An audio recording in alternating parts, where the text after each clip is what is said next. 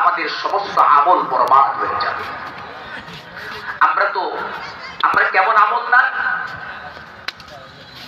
আমরা যদি একটানা 5, 7, 10 দিন, 15 দিন, 20 দিন, 1 মাস, সাপোজ জাস্ট ফর এক্সাম্পল আমি উদাহরণ দিচ্ছি, একটা মানুষ একটানা 5 ওয়াক্ত নামাজ মসজিদে গিয়ে জামাতের সাথে আদায় করেছে, জোরে বলেন ঠিক কিনা?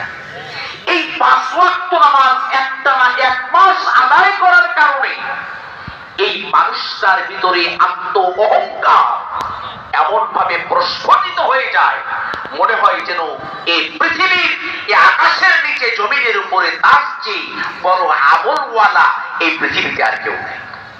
এরকম আছে না নাই? জোরে বলেন আছে না নাই?